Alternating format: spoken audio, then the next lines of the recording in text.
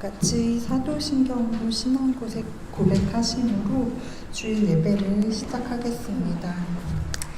전능하사 천지를 만드신 하나님과 지구를 싸우며 그 외아들 주 예수 그리스도를 싸우니 이는 성령을 인도하사 동정과 마리아를 낳으시고 우리 빌라도에게 고난을 받으사 죽으시고 장사치 사흘 만에 죽은 자 가운데서 다시 살아나시며 하늘에 오르사 전능하신 하나님께 앉으시다가 주로서 산자와 죽은 자를 심판하러 오시리라.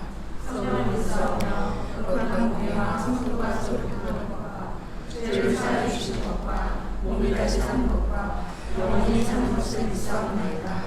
아멘. 저는 마태복음 10장 1절을 같이 보고 보려고 합니다. 마태복음 10장 1절.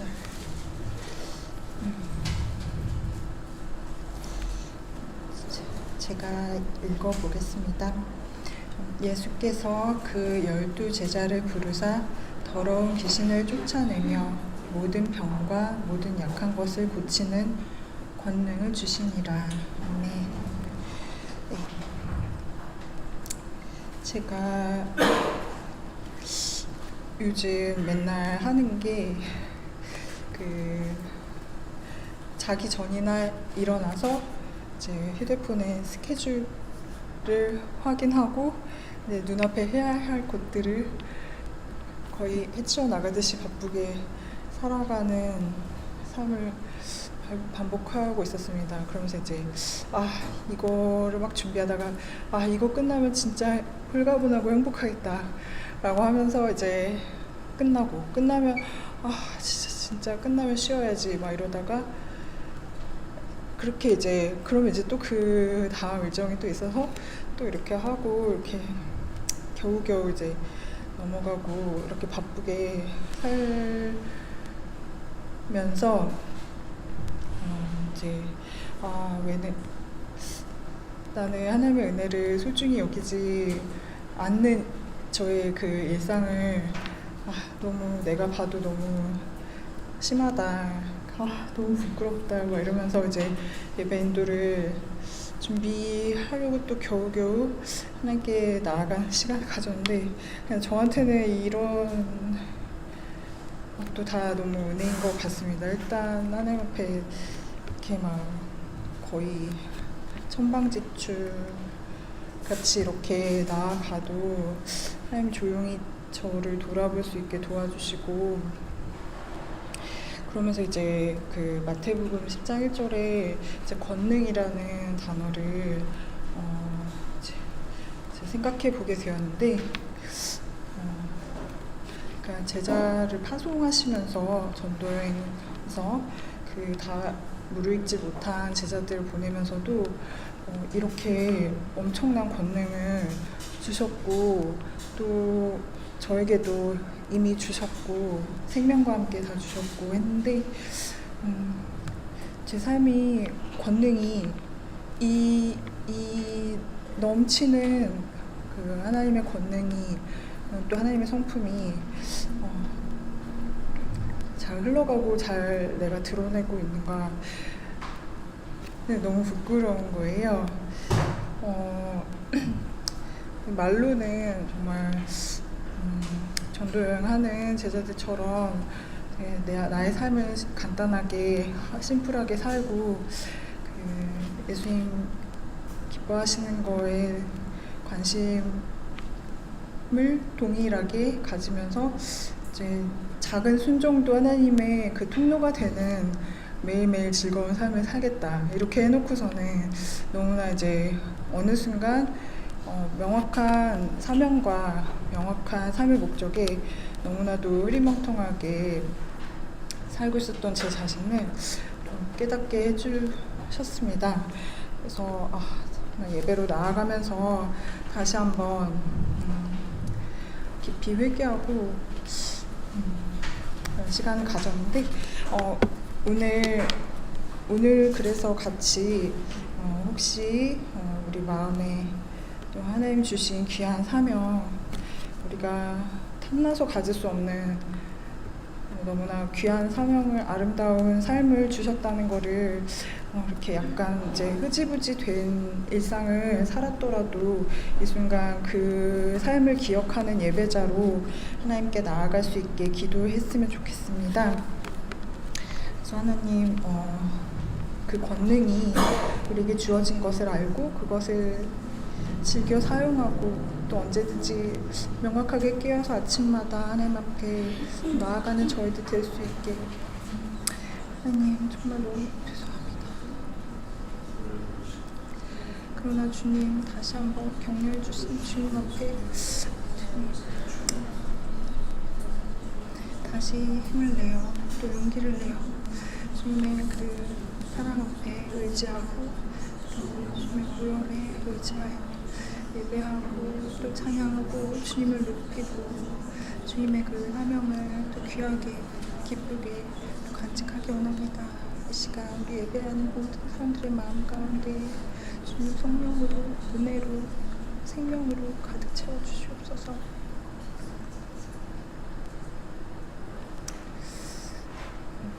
주님, 이미 생명과 함께 저희에게 세상을 넉넉히 이기고도 남을 권능과 생명을 주셨는데 참 저희의 일상이 너무 보잘것없고 부끄러워서 너무 부끄러운 마음으로 예배에 나왔습니다.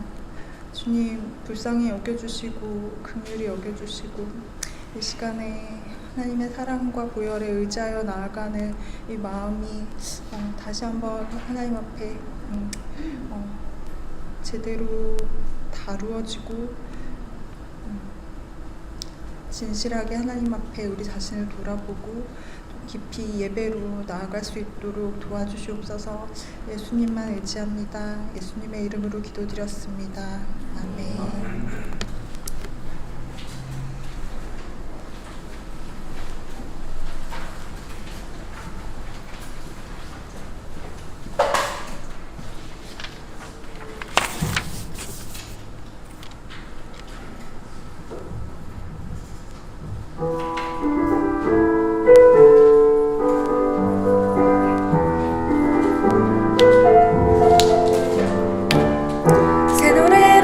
주 찬양해 살아계신 주께 우리 마음 주 앞에서 피어나는 꽃처럼 주를 기뻐합니다. 소리 높여 주 찬양해 전능하신 주께 찬양 중에 거하시며 주의 빛 비추시네 영광 나타내시네 할렐루야 할렐루야 소리 높여 찬양 할렐루야 할렐루야 주의 이름 찬양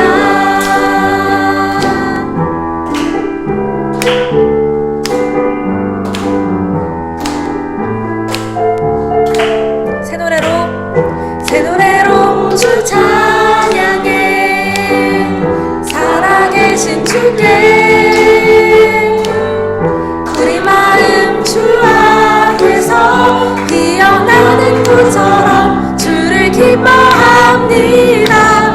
소리 높여 주 찬양해 전능하신 주께 찬양 중에 거하시며 주의 빛 비추시네 영광 나타내시네 할렐루야 할렐루야 소리 높여 찬양 할렐루야 할렐루야 주의 이름 찬양 할렐루야 할렐루야 할렐루야 소리 높여 찬양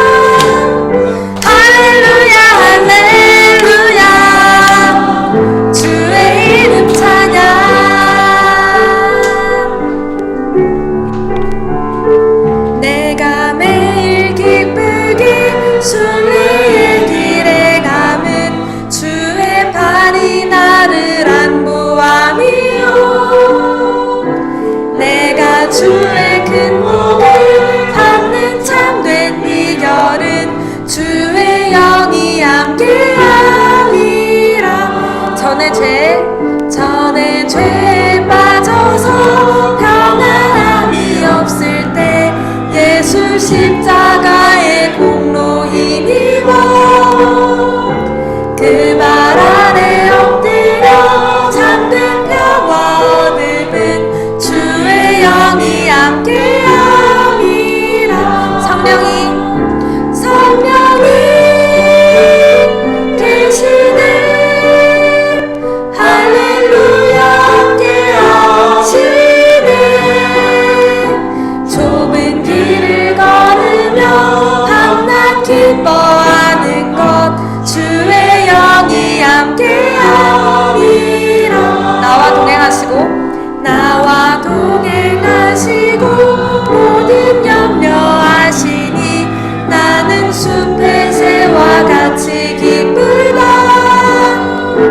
내가 기쁜 마음으로 주의 뜻을 행함은 주의 영이 함께하리라.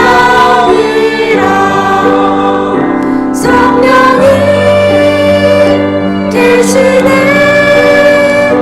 할렐루야 함께하시네. 좁은 길을 걸으며 밤낮 기뻐하는 것 주의 영이 함께함이라. 세상 모든 욕망과 나의 모든 정욕은 십자가에 이미 못을 박았네. 어두운 밤이 지나고 무거운 짐 벗으니 주의 영이 함께함이라. 성령이 계시네. 할렐루야 함께하시네. 좁은 길을 걸으며 밤낮 기뻐하는 것 주의 영이 함께하니라. 성령이 계시네. 할렐루야 함께하시네. 좁은 길을 걸으며 밤낮 기뻐하는 것 주의 영이 함께함이라.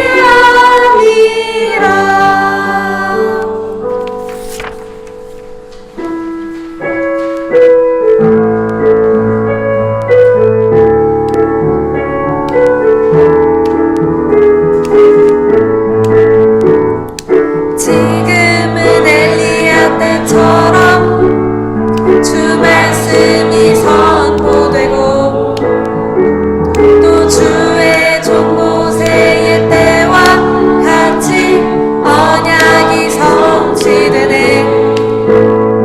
비록 전쟁과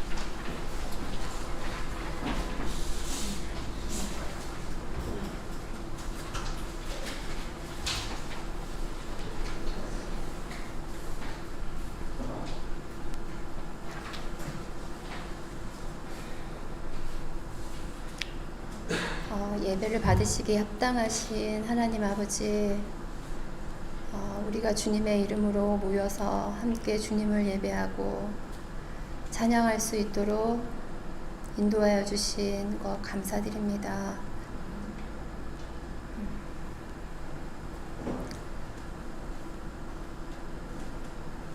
예수님, 우리가 주님의 말씀을 사모하고 주님의 뜻 가운데서 살고자 하지만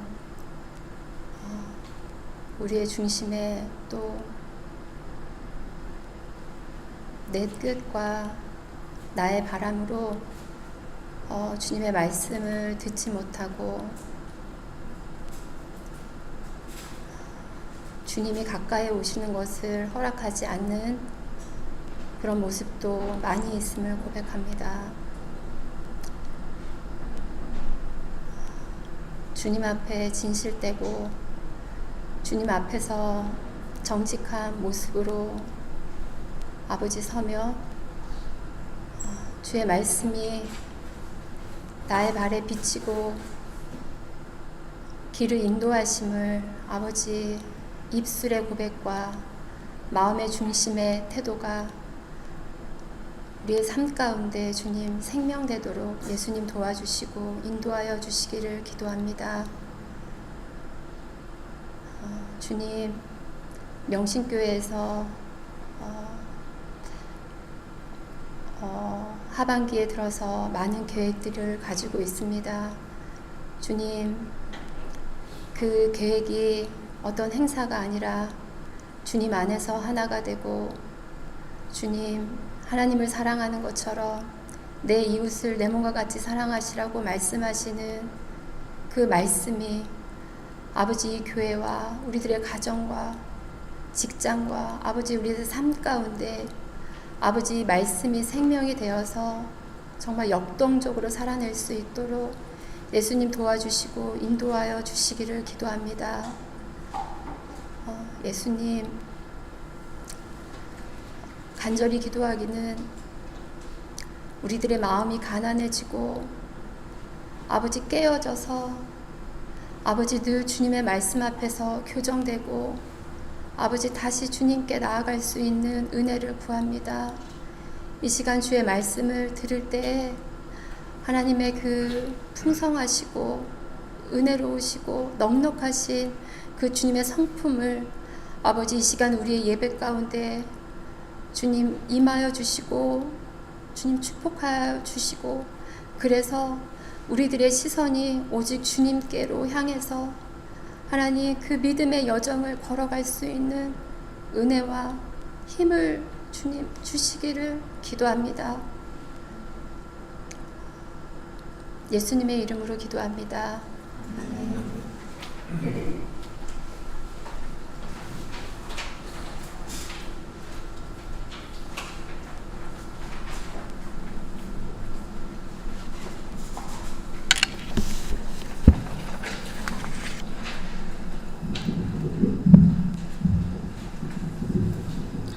네, 성경 말씀은 요한일서 1장 설교문에 3절 4절 이렇게 해놨는데요. 2절부터 4절까지 한번 읽어볼까 싶습니다. 요한일서 1장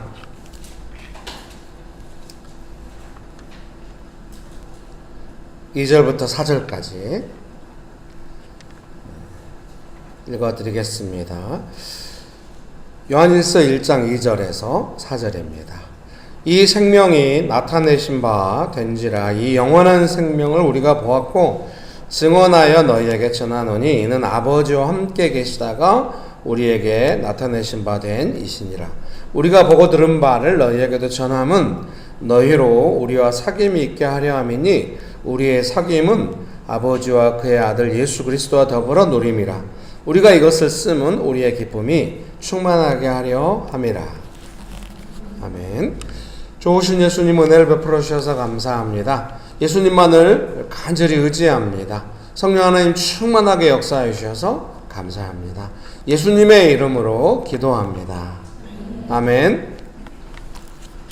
네, 설교문을 참조하셔서 보시면 되겠습니다. 오늘 설교문의 제목은 펠로우십입니다. 그래서 설교문 서론에 개역개정 성경은 사귐이라는 아름다운 말로 번역을 합니다. 그래서 방금 읽어드린 3절에 우리가 보고 들은 바를 너희에게도 전하면 너희로 우리와 사귐이 있게 하려 함이니 우리의 사귐은 아버지와 그의 아들 예수 그리스도와 더불어 누림이라 이렇게 말씀하십니다. 여러분 믿으십니까?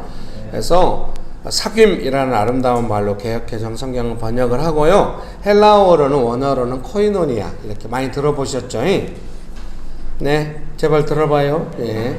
코이노니아 교제 뭐 이렇게 쉬운 성경은 교제라는 익숙한 단어로 번역을 했습니다. 영어로는 펠로우십입니다.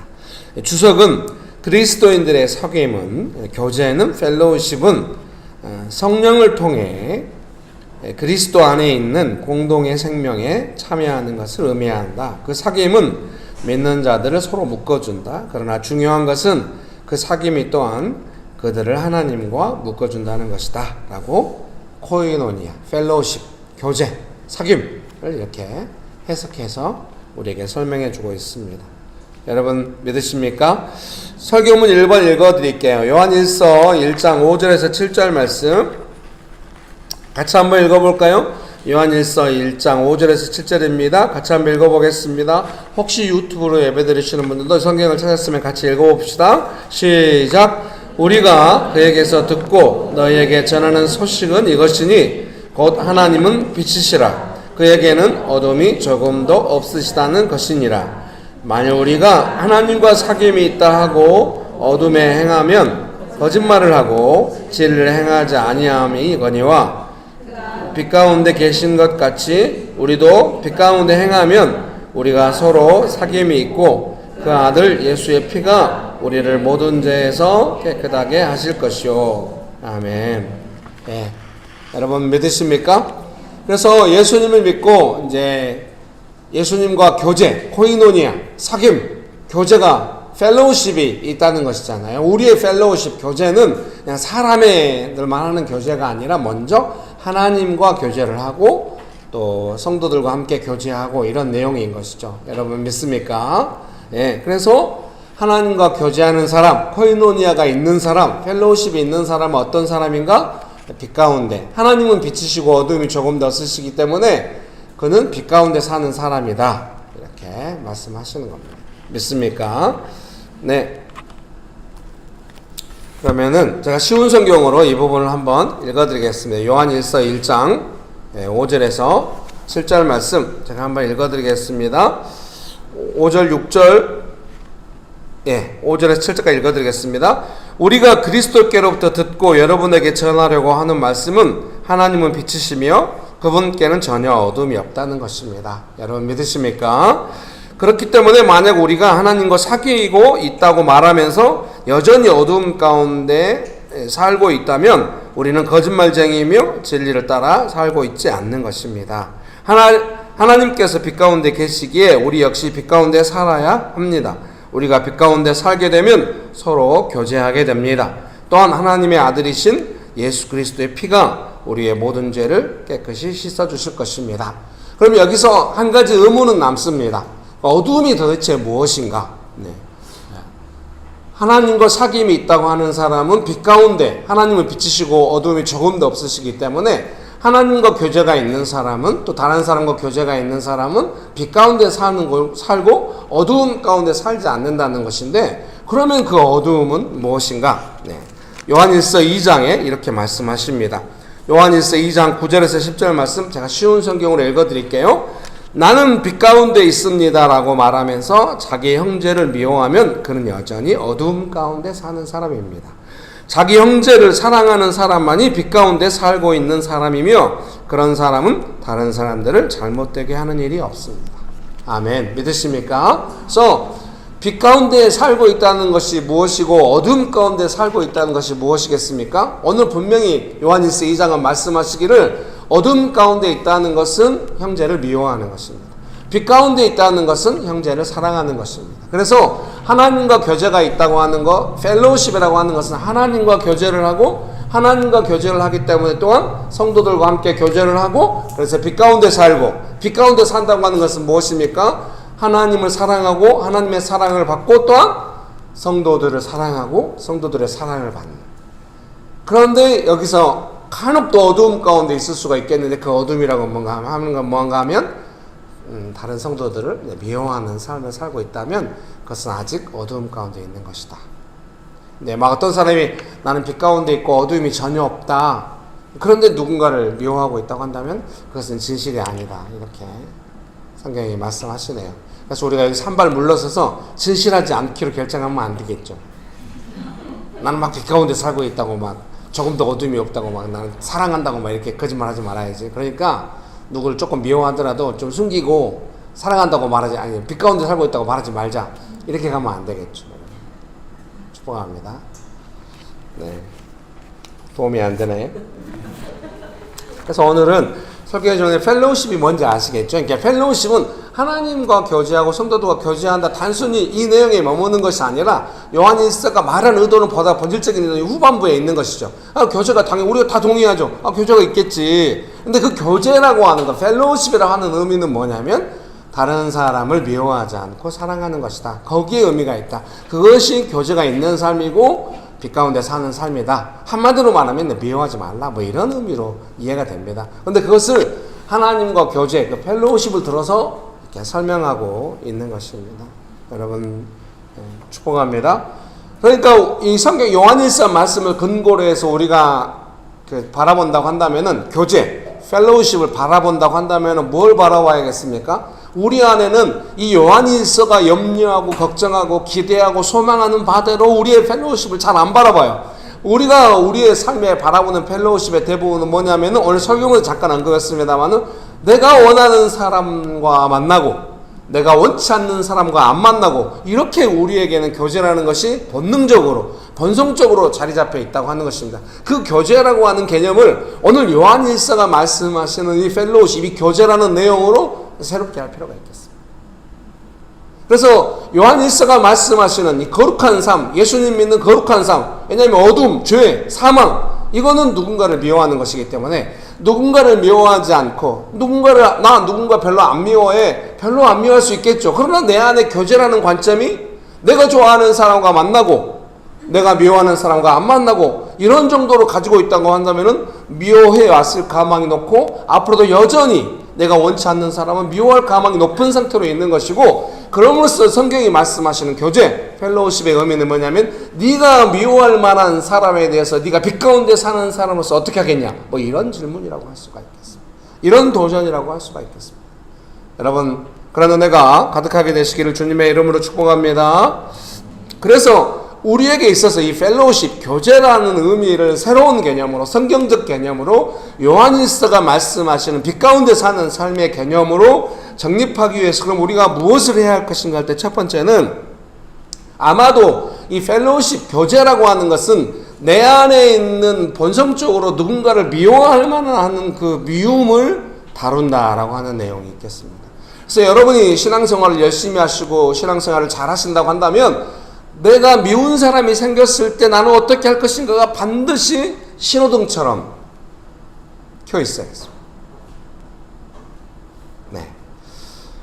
갑자기 이무진의 신호등이라는 노래가 떠오르는데 멜로디가 안 떠오르네요. 빨간색, 파란색. 이런 썩은 유머는 그만하도록 하겠습니다. 예. 그래서 이걸 다루지 않으면 어떻게 되는가? 본성적인 펠로우십과 교제만 내 안에 있기 때문에 내가 좋아하는 사람 좋아하고 내가 싫어하는 사람 싫어하는 수준에서 교제를 생각하고 그렇게 교제를 하고 있다면, 어느 때인가 내 마음이 정말 어려울 때, 절실하게 교제가 필요할 때 누군가에게 내 마음을 쏟아놓으면서 미움을 증폭시킬 수가 있다는 거죠. 나는 걔가 정말 싫어. 너도 싫냐? 싫어해줘. 이게 무슨 교제이겠습니까? 그래서 우리가 이 교제라는 개념을 다뤄야 하는 것입니다. 누군가 미워하는 것을 다뤄. 그래서 요한일서 말씀은 아주 심각하게 다루고 있는 거죠. 누군가를 미워하고 있어? 예수님 믿고 빛 가운데 살고 있다고 하면서, 하나님과 사귐이 있다고 하면서 네가 여전히 누군가를 미워하고 있냐? 네가 싫어하는 사람 볼 때 미움이 드냐? 그럼 너 진짜 빛 가운데 살고 있는 거 맞아? 하나님과 사귐이 있다고 하는 거 맞아? 이렇게 도전하고 있는 부분이 있는 것이죠. 여러분 축복합니다. 네. 두 번째로는 누군가 미워하는 것을 다루는 것이고요. 펠로우십이라는 교제를 우리가 배워갈 때 두 번째로는 사랑을 배워가는 것이죠.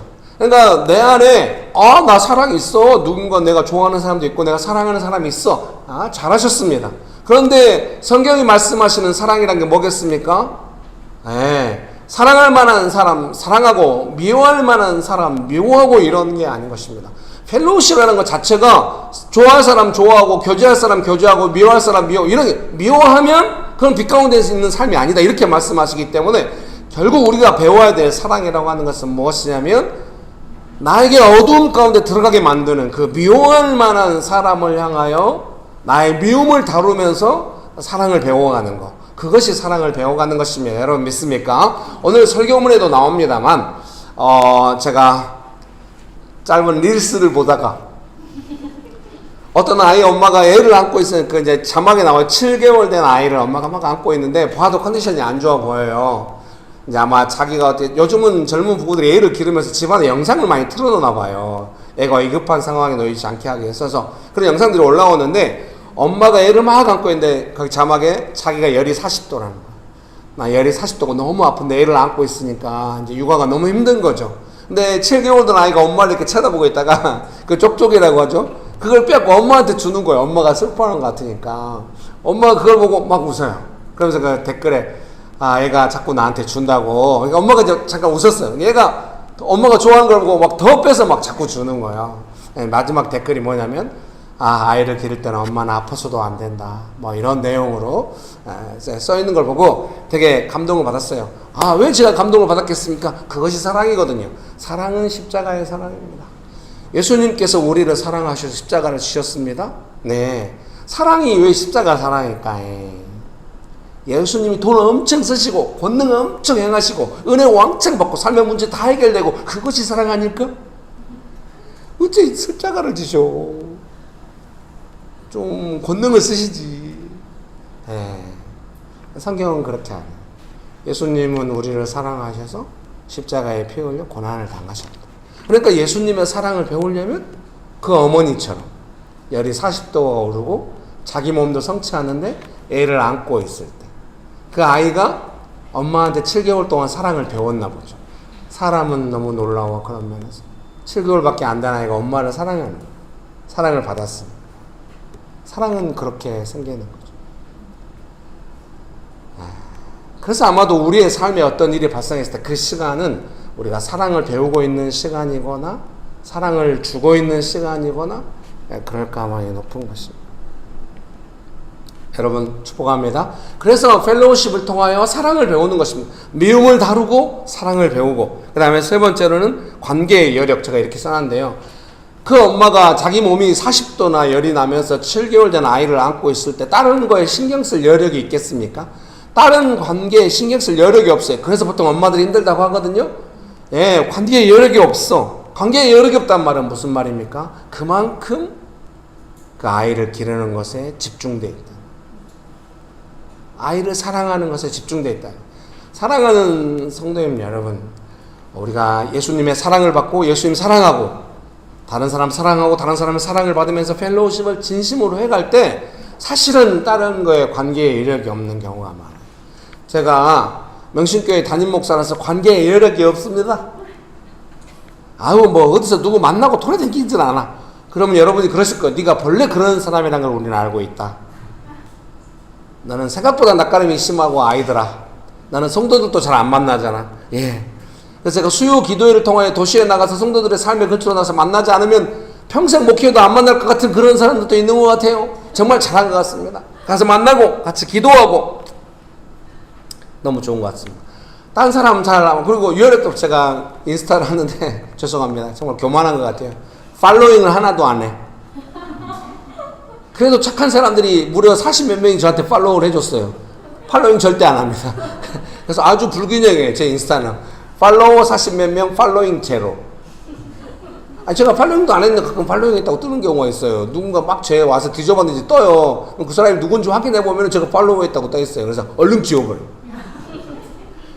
왜냐하면 딴 건 없어요. 남의 삶을 보고 싶지 않아. 이거는 도시사역을 위한 채널이기 때문에 남의 삶을 그렇게 보고 싶지 않아.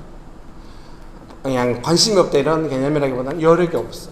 제 가족을 사랑하고 교회 성도님들의 삶에 여러분도 좀 그런 생각을 하셔야 되지 않을까요? 여러분이 저한테 하는 걸 생각하시면 이거는 안 맞구나. 김길 목사가 이러고도 다른 사람이나 다른 관계에 관심을 가질 수가 있을까? 날마다 거의 날마다 성도님들의 깊은 고민, 어려움들을 마주하면서 깊이 기도하고 같이 싸우고 깊이 연락이 안 와도 어떤 사람은 걱정하고 성도님들 몇 분 안 됩니다만 날마다 거기에 휩싸여 살고 있다고 할 수가 있습니다. 여력이 없어요. 여력이 없어요. 여러분은 어때요? 여러분도 여력이 없군요. 지치셨네.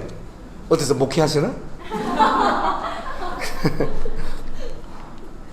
죄송합니다. 사랑하는 성도님 여러분, 정말로 어떤 사람을 사랑하고 펠로우십하면서 미움을 다루고 사랑을 배워가면서 나는 여력이 없다, 그런 느낌으로 혹시 살고 계신가요? 그러기를 바랍니다. 어딘가에 내 마음 속 시원하게 풀어줄 만한 관계가 있을 것이다. 뭐 사람이 없네, 사람 찾으러 돌아다니고 또 얼마 있어서 그 사람과 별로인 관계가 되고, 그렇게 되지 마시고 진정한 펠로우십, 여러분 사랑을 한번 해보시기를 바랍니다. 왜 이렇게 오늘따라 아멘이 작아요? 어려운 설교를 하는 거 이해가 됩니다. 자, 옆에 분 보면서 한마디씩 합시다. 사랑을 배웁니다. 가족끼리는 한마디 합시다. 가족끼리는 사랑합니다.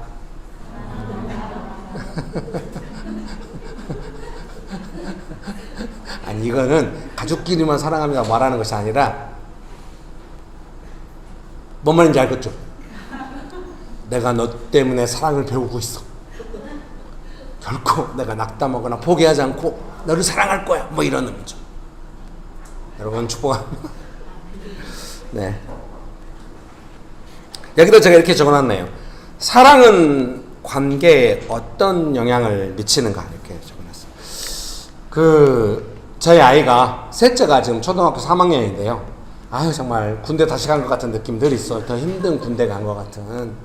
애를 둘 다 키워가지고 20대 중반인데 다시 셋째를 기르고 있으니까 늦둥이를 낳아가지고, 뭐냐면은 첫째, 둘째 때 겪었던 일을 다시 고스란히 그대로 겪어야 돼요. 3학년이 우리 아들이 이제 이번에 전학을 했잖아요, 인천으로. 전학을 했는데 힘들다는 거예요. 친구들이 이제 급식할 때 이렇게 키 순서대로 해서 하기 때문에 좀 큰 아이들하고 같이 있게 되는데, 큰 아이들 중에 한 명이 우리 아들한테 좀 불친절하게 하나 봐요. 저기 비켜, 막 이런 식으로 해서. 이제 어느 날 누워서 아들하고 같이 이야기하는데, 걔가 왜 나한테 그런지 모르고 너무 불친절하다고, 그리고 걔가 다시 좋아질 것 같지 않다고, 힘들다고 막 이런 이야기를 하는 거예요. 제 마음이 막 너무 괴로운 거예요. 그런 이야기를 듣고 있는 제 마음이. 왜냐하면 제가 첫째 아이를, 둘째 아이를 기르지 않았다고 한다면 그런 걸 잘 몰랐을 텐데, 첫째 아이를 기를 때 아이가 여러 쌀을 보냈는데 제가 하나도 못 알아먹다. 얘가 집에 와서 계속 공을 발로 차면서 욕하고 막 이랬거든요. 얘가 크면서 욕도 할 수 있지, 이렇게 지나갔는데 나중에 애가 운동장에서 애들한테 집단적으로 맞고 있는 걸 본 거죠. 그러니까 아이가 크면서 말하는 거죠. 이미 그때가 한 5학년 때 6학년 때 맞았는데 6학년 때 맞았는데 3, 4학년 때부터 애들이 자기를 놀리기 시작했고, 많이 먹는다고 놀리고, 이렇게 놀리고 저렇게 놀리고, 자기가 늘 타겟이 돼서 괴로웠고 6학년 때 운동장에서 맞고 있었다, 이런 이야기를 한 거죠. 그러니까 이제 우리가 그런 경험이 있으니까 이 셋째가 지금 이런다고 한 사실이 어떤 걸 의미할까에 대해서 생각을 많이 하게 되잖아요. 그러니까 마음이 너무 복잡하고 힘든 것이죠. 그래서 제가 아들한테 이제 마음 너무 타는 듯이 괴로웠지만, 이상하게 그런 일이 마음이 타는 듯이 괴로워요. 제가 아들한테, 뭐 이상한 일은 아닐 수도 있죠. 부모니까. 자녀가 그럴 때 뭐 어떻게 해볼 수가 없어요. 마치 그 짙은 안개 속에서 막 주먹을 내지르는 그런 느낌이에요. 너무 뭐 허공에다 뭔가 느낌 하나도 없는 어떤 그런 헤매고 있는 느낌이 있거든요. 그래서 아들이 그런 이야기 할 때, 아들아, 그런데 지난번에 너 어떤 관계가 있었는데 그때 회복된 경험도 있잖아. 하나님께서 잠언에 말씀하셨어. 그 사람을 기뻐하시면 원수하고라도 화목해 하신다고. 잘 될 거야. 아빠가 기도할게. 이렇게 말하고 이제 아들은 푹 잤지만, 아내 표현하면 저는 너무 괴로워요. 그날 밤새 기도했어요. 그 다음날 새벽에 어떤 교회 새벽 예배 설교가 있었거든요. 새벽 거의 잠을 못 자고 한 30분 자고 택시 타고 일찍 이제 새벽 예배 설교하러 갔거든요. 근데 가면서 계속 기도한 거죠. 그러면서 제 마음 안에 어떤 게 올라오면 셋째를 사랑하고 이 시간을 함께 보내야 한다. 그런 마음이 들면서 이제 제일 먼저 한 건 뭐겠습니까? 제가 여러분과 함께 나누고 배웠던 것처럼 믿음을 지켜야 돼. 믿음을 위해서 계속 기도를 하는 거죠. 믿음을 위해서 기도할 때는 좀 시달리기만 하고 조금 어려운 마음이 있어요. 근데 어느 순간 이제 믿음으로 계속 싸우니까 잠잠해지면서 제 마음 안에 가난한 마음이 들고 뭐 그런 일이 있다면 또 전학가야 하는 상황이 발생하면 어떻게 하나 그런 염려도 막 있고 이랬는데 아들과 함께 살아가면서 이 모든 일을 함께 지나가야 한다. 나는 아들을 깊이 사랑하고 아들과 함께 이 시간을 지날 거다. 그런 마음들이 드니까 모든 것이 좀 잠잠해지는 느낌이 들었어요. 그러면서 제 안에 다시 한번 깨닫게 되는 것이죠. 사랑은 정말 강하구나. 사랑하는 성도님 여러분, 그래서 우리가 사랑을 배워가는 것입니다. 40도 열에 시달리면서 아이를 안고 있는 엄마가 마음이 어떻겠습니까? 와, 내 아이 너무 사랑스럽다. 그게 아니잖아요. 내가 40도 열에 시달리면서 아이를 볼 수밖에 없구나. 내 인생이 너무 힘들구나. 이런 마음도 있지만 그럼에도 불구하고 아이를 위해서는 아프지 말아야 한다. 이런 마음, 사랑은 엄청 강한 것입니다. 그러니까 또 강하다는 건 어떤 거예요? 그렇게 그 상황을 바꿔놓으니까. 그러니까 아이가 어때요? 그 사랑에 반응하잖아요. 그것보다 더 강한 게 어떻겠습니까? 그 어려운 상황에 모자 관계는 깊이 서로 사랑하는 관계가 되는 거예요. 어려움 중에도. 그 엄마가 적어도 그 아이를 기르면서 계속 그런 마음으로 아이를 기르지 않겠습니까? 어려움이 올 때마다 사랑은 그렇게 강한 것입니다. 여러분 믿으십니까? 그러니까 그 사랑이 강하니까 어때요? 삶의 많은 큰 파도들을 그 사랑이 점점 작게 만들고 잠잠케 만드는 삶의 많은 큰 파도들, 문제들을 어떻게 해결할 것인가? 예수님 오셔서 능력으로 해결해 주세요. 내가 믿음이 강해가지고 믿음으로 한 방에 그런 게 아니라 예수님을 믿는 믿음 안에서 내가 시달려도 예수님 믿는 믿음을 포기하지 않을 때 예수님을 향한 소망 안에서 점점 사랑을 경험케 되는 것입니다. 여러분 축복합니다. 사랑은 그렇게 오는 것이죠. 그렇게 사랑이 강건해질 때 내가 40도 열이 난다는 것이나 그러면서 육아를 해야 한다는 고통이 작아지는 것입니다. 이게 큰 문제가 안 돼. 이 아이가 쪽쪽이를 빼서 나한테 주는구나. 애를 위해서 아프지 말아야겠다. 이것이 훨씬 커지는 것입니다. 몰라요. 그 마음 먹었던 열이 급격히 내렸는지.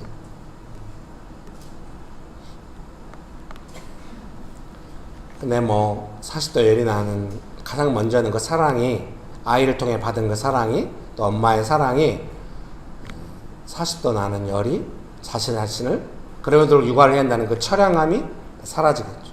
너무너무 숭고한 시간이다. 그리고 어떻습니까? 아이를 위해서 아프지 말아야 한다면 어때요? 약도 챙겨 먹고 음식도 먹고 힘을 내고 하는 것이죠. 마음이 너무 무장되고 강해지는 것이죠. 사랑은 그렇게 강하고 위대한 것이죠. 살아야 될 이유가 거기에 있는 것입니다. 제가 어려서 되게 우울하고 슬픈 노래 맨날 좋아하고 어려서 쓰레기 먹고 자라다가 아버지 자살하시고 어머니 다른 데 가고 맨날 이렇게 어찌저찌 컸으니 뭔 즐거운 일이겠. 늘 우울했는데 결혼하고 애를 기르면서는 우울할 수가 없는. 가정은 내가 우울해서는 안 돼. 좋은 마음이 흘러가야 돼. 그러니까 거짓 감정을 일으켰냐? 그것이 아니라 있는 그대로 정직하게 하면서 내가 포기하고 내가 우울해하고 내가 한숨 쉬고 낙담하면 어떻게 돼? 그러면 안 돼요. 나는 견뎌야 하고 돌봐야 하고 보호해야 돼. 그러니까 제가 어떻게 됐을까요? 이중적인 감정에 시달리다 감정 파탄이 됐을까? 아닙니다. 되게 소모적인 감정에 강하게 되고 금방 다스리게 되고 어떤 상황에서도 사랑하는 마음이 식지 않게 되고 이런 삶으로 오게 되는 것 같습니다. 저희 가정은 모이고 조그만 일로 싸우다 자살하니까 끝내자 같이 죽자 이렇게 가거든요. 여러분 축복합니다. 아직도 제 안에 그런 게 남아있긴 한 것 같아요. 제가 속으로 전쟁을 치르고 있거나 뭔가 상황이 긴장될 때 제 표정이 좀 우리 아들 학교 갔다 오면은 최근에 좀 긴장되겠잖아요. 아들 학교 갔다 저를 보더니 아들아 뭔 일 있었니? 이럴 때 아빠한테는 이야기하고 싶지 않아. 아빠한테 이야기했더니 분위기가 더 안 좋아졌잖아. 제가 속으로 맞긴 맞지. 그래서 제가 아무 말 않고 나중에 한마디 했어. 그래도 지난번에 아빠가 딱 도와줘가지고 문제 해결됐잖아. 그건 그래. 그리고 저한테 이야기 엄마한테 다 이야기. 여러분 제 안에 아직 준비되지 않고 훈련되지 않은 부분이 있습니다. 축복합니다. 여기다 이렇게 적어놨네요. 사랑은 강하다. 그래갖고 첫 번째, 두려움을 몰아낸다. 두 번째, 어려워도 대응할 수 있다. 세 번째, 어려울수록 사랑과 교제는 깊어진다. 네 번째, 사랑은 버림받지 않는다. 어려움 속에서도 끝까지 사랑할 것이므로. 이렇게 적어놨네요. 제가 말하면서도 뭔 말인지 모르겠어요. 좀 추상적인 단어들이잖아요. 생명, 사랑 이런 말들이. 네, 예수님의 성경 말씀에 어떤 가르침인 줄 믿습니다. 최대한 설명하시게 설명을 보려고 예를 쓰는데 잘 되고 있는지는 모르겠네요. 여러분, 네, 축복합니다. 설교문 2번입니다. 요한일서 3장 11절 12절 말씀 같이 한번 읽어볼까요? 요한일서 3장 11절 12절입니다. 같이 한번 읽어볼까요? 요한일서 3장 11절 12절입니다. 시작. 우리는 서로 사랑할지니 이는 너희가 처음부터 들은 소식이라. 가인같이 하지 말라. 그는 악한 자에게 속하여 그 아우를 죽였으니 어떤 이유로 죽였느냐? 자기의 행위는 악하고 그 아우의 행위는 의로움이라. 아멘. 설교를 읽어드리겠습니다. 하나님과 교제가 없었던 가인은 아벨을 미워했습니다. 가인이 하나님과 교제가 없었다는 것을 어떻게 알 수 있는가? 하나님께서 가인의 제사를 받지 않았는데요. 히브리서 11장은 그 내용을 그렇게 해석합니다. 아벨은 믿음으로 하나님께 제사를 드렸기 때문에 받았고, 가인의 제사는 하나님께서 받지 않으셨다. 믿음, 하나님을 향한 믿음과 신뢰와 교제가 가인에게는 없었구나. 이렇게 제가 이해를 하는 것입니다. 우리가 누군가를 미워하고 있다는 것을 스스로 금방 알고 미워하지 않으려면 하나님과의 코이노니아가 살아있어야 합니다. 누군가를 사랑하지 않고 미워할 때의 고통을 금방 느낄 수 있는 것이 좋은 것입니다. 여러분 어때요? 누군가를 미워할 때 고통스러워요? 저는 20대 때 막 그런 훈련 되게 많이 받았어요. 공동생활하면서 선교단체에서 누군가에 어떤 마음이 들면 너무 괴로운 거예요. 하나님께서 그래서 막 다뤘어요. 최근에 다룬받고 있는 거는 눈총 쏘지 않기. 어디 가다가도 좀 제가 생각할 때 좀 상식에 버긋나는 눈으로 계속 째려보고 말이에요. 눈총 절대 쏘지 않기로 했어요. 앞으로 여러분은 걱정하지 않으셔도 돼요. 김일 목사의 눈총 절대로 눈총 쏘지 않아요. 아예 보지는 말아야지. 축복합니다.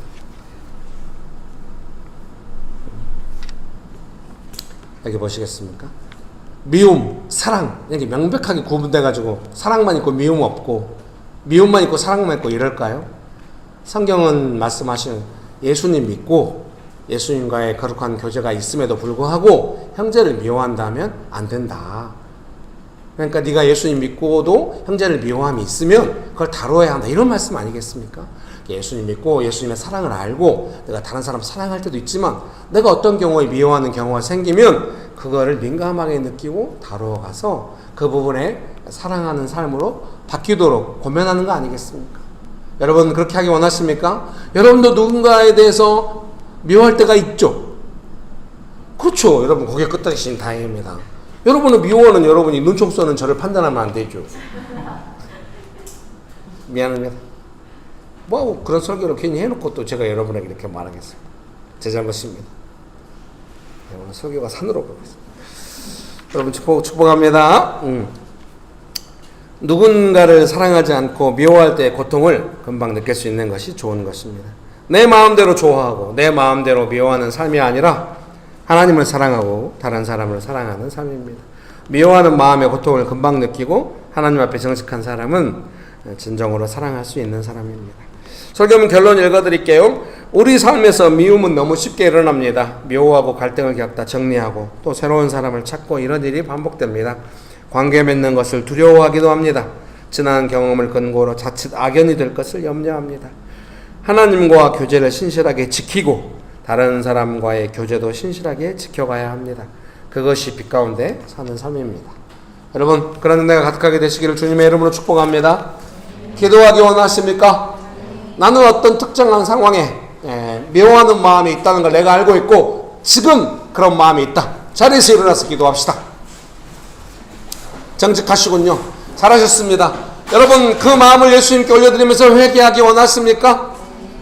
정말로 진정하고 깊은 회개라고 생각합니다. 예수님 도와주세요. 예수님 우리의 마음 만져주시고 새롭게 해주실 줄 믿습니다. 여러분 지금 이 마음이 우리가 신실하게 교제하고 제가 이렇게 적어놨잖아요. 미워하는 마음의 고통을 금방 느끼고 하나님 앞에 정직한 사람은 진정으로 사랑할 수 있는 사람입니다. 여러분 우리가 진정으로 사랑하는 삶으로 가는 줄 믿습니다. 잘하셨어요. 기도하기 원하십니까?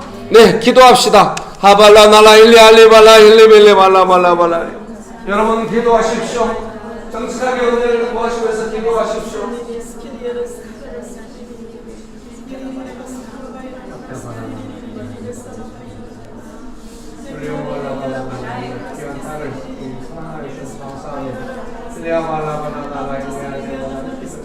내 영혼을 자유롭게 하시고 건전하게 하시고 끌어주셔서 감사합니다. 할리아발라발라발라 힐리아리와 믿음으로 소망으로 사랑으로 점점 마음의 중심에서 예수님을 찾아가면서 자유롭게 되고 편안하게 되고 간단하게 되고 할리아발라발라발라 힐리아리발라 힐리아리.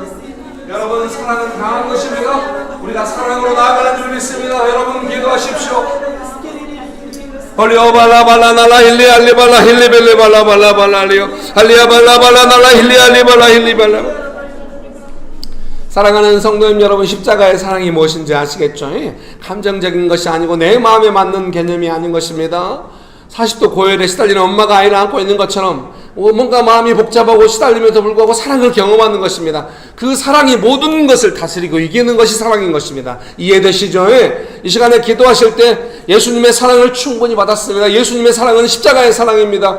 좋으신 예수님, 제가 예수님의 십자가 사랑을 배우고 예수님의 사랑에 충만하여 사랑하며 살기 원합니다. 여러분 예수님의 사랑을 원하십니까? 예수님의 사랑으로 살아가기 원하십니까? 기도하시겠습니다. 할리아발라발라날라 힐리알리발라 힐리빌리발라발라발라리오. 성령이여 충만하게 예수님의 사랑으로 충만하게 힐리발라발라 힐리발라발라발라발라리오. 홀리오발라발라날라 힐리알리발라 힐리발라 힐리빌리발라발라발라리오. 할리아발라발라날라 힐리알리발라 힐리빌리발라발라발라발라리오. 할리아발라발라날라 힐리알리발라 힐리빌리발라발라발라리오. 자리에 앉으시겠습니다. 잘하셨습니다. 정말 잘하셨습니다. 쉽게 미워하지 않는 삶. 때로는 내가 바보가 되는 것 같고 연약해지는 것 같고 어떻게 해볼 수 없는 수세에 몰리는 것 같지만 그럼에도 불구하고 상황이나 다른 사람이 어떠함이 아니라 내 안에 미워하는 마음에 대해서 고민하면서 애쓰면서 예수님을 의지하는 삶, 정말로 훌륭하고 아름다운 삶입니다. 좋으신 예수님, 우리를 십자가의 사랑으로 사랑하여 주셔서 감사합니다. 예수님의 사랑을 많이 받았고 지금도 받고 있고 그 예수님의 사랑, 우리를 향한 예수님의 사랑이 영원한 것을 믿습니다. 그 사랑 많이 받아서 이제 예수님의 사랑을 알고 예수님의 사랑 안에서 살아가려고 할 때 저의 마음 안에 사랑하지 못하는 것들이 자꾸 올라올 때가 있고 그런 것들에 대한 문제의식을 갖게 해주셔서 감사합니다. 주님, 저희는 연약하나 예수님의 사랑은 크심으로 강하심으로 그 예수님의 사랑이 우리의 삶에 풍성하고 강건할 줄 믿습니다. 예수님의 이름으로 기도합니다. 아멘.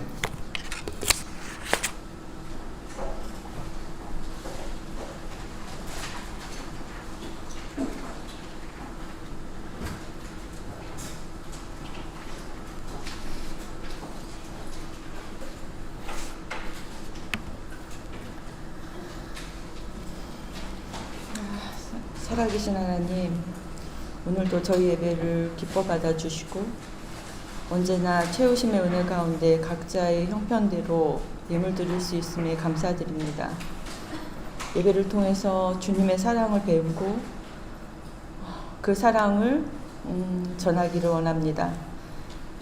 또한 교회 공동체 안에서 한마음으로 서로 돕고 섬기며 필요를 채워가는 모습들을 보면서 초대교회의 모습을 보는 것 같은 시간 주심에 감사드립니다.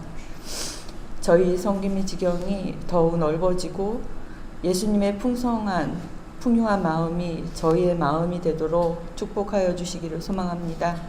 예수님의 이름으로 기도드렸습니다. 아멘.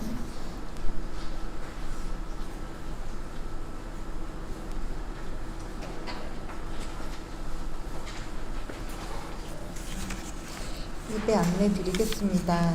주일 예배는 오전 11시, 장소는 금천구 벚꽃로 30, 2단 지상가 206호에서 예배합니다. 예배 후에는 캠퍼스별 모임, 식사, 청소가 있겠습니다.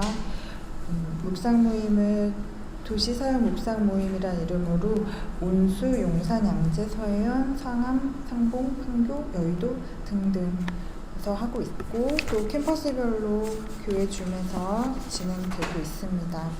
또 수요기도회는 수요일마다 목사님께서 아까 말씀하신 것처럼 성도님들과 도시에서 기도 모임하고 계십니다.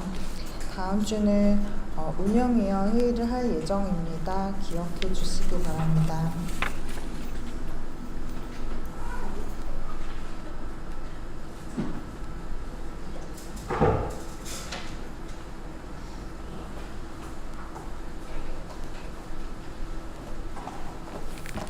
네, 우리 수원 집사님 오늘 예배인도 해주셨는데요. 요즘 삼성이 잘하고 있습니다. 삼성이 2등을 하고 있거든요. 네, 어제 기아했는데 기아가 이겼습니다. 그래서 우리 수원 집사님 기쁘게 해드리기 위해서 오늘 기아가 저도 괜찮다는 생각입니다. 우리가 상관없이 하겠지만 수원 집사님을 응원합니다. 어떻게 유머로 했습니다만 성도 간의 교제보다 더 중요한 것은 없다, 이렇게 말하고 싶고, 그것이 정치든 무엇이든 제 마음안에 그런 마음이 있습니다. 기도하심으로, 축도하심으로 예배를 마치도록 하겠습니다. 지금은 우리 주 예수 그리스도의 은혜와 아버지 하나님의 크신 사랑과 성령님의 교통하심이 예수님의 사랑을 많이 받고 예수님과 함께 코이노니아로 살아가며 또 사랑하는 성도들과도 함께 코이노니아로 살아가기로 결정하는 명신교회 사랑하는 성도님들의 삶 위에, 명신교회 위에, 조국교회 위에, 온 열방 위에 지금부터 영원토록 함께 하시기를 간절히 축원합니다. 아멘. 감사합니다.